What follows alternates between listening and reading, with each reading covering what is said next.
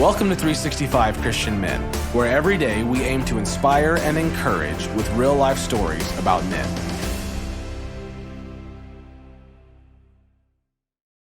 November 3rd, Rob Prince. On this date, in 2013, Rob became the lead pastor for Central Church of the Nazarene in Flint, Michigan. Where the auto industry has taken multiple serious hits, there's still lead in the drinking water, and Rob experiences more pain in a week than many people have in a lifetime. But he's one of the most cheerful, upbeat men around, always ready with a word of encouragement. Here is his story. Healing is not guaranteed, but God's presence is. Rob was reading an email at his office desk when a terrible pain hit his head, as if he'd been smashed with a baseball bat. At first, Rob thought it was just a normal headache. He'd had migraines since he was in preschool, after all. But this pain felt different. It was heavy, hard, and brutal. He'd never felt pain like what he was feeling at that moment. Barely able to move or think, he reached out and rummaged through his desk to find some ibuprofen. But after taking it, he started to realize that maybe what he was feeling wasn't a migraine. Maybe it was worse. Thoughts raced through his aching mind as he began to list what could possibly be wrong. Was it a stroke? An aneurysm? Something else he didn't know? He stumbled to the outer office and met his assistant, who looked at him in shock. She asked if he needed to go to the hospital, and he did. After arriving at the hospital, Rob lost consciousness and was out for 3 days. He heard whispers of possible brain surgery and being transferred to another hospital to help him, and he finally learned what was wrong. The doctors told Rob that he had bleeding in his brain, and many people who have this don't even survive the day. But a miracle had happened. The bleeding stopped on its own, and surgery was not needed.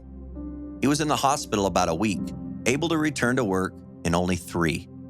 But his miracle didn't end the way most people expected it would. His health did not go back to normal. Instead, his condition left him with chronic pain. The migraines that had been a nuisance in childhood suddenly became a dreaded companion. After the hemorrhage, Rob had a migraine that lasted 4 months with no relief at all. All he could do was go to work, survive the hours, and return home to only lie down in darkness and silence, hoping and praying for relief. The medications and injections weren't working. Relief was just a dream. How could he face another tomorrow of pain that just would not stop? He desperately turned to God. Where was he in all this suffering? What purpose could there be in finding no relief? Why didn't he just heal him?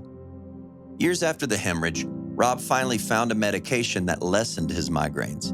They weren't cured, but he no longer had them every day, just most days. Despite the continued lessened pain, Rob learned through his chronic pain how to empathize with others who suffered.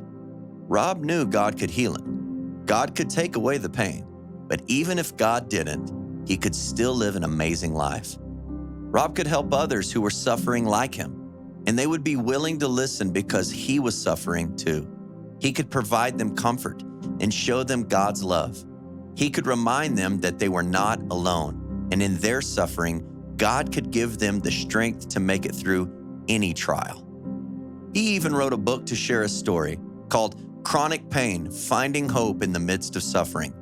Rob wanted people to know that despite the suffering of chronic pain, anyone could live a victorious life and be a blessing to others if they allowed it. Rob said, people can make it, even in extreme cases. He also said, God will give you the strength. Matthew 26:42 says, he went away a second time and prayed, my Father, if it is not possible for this cup to be taken away unless I drink it, may your will be done. Think about the pain or suffering you've endured. How can you relate to other people who have gone through similar situations? Healing is not guaranteed, but God's presence is.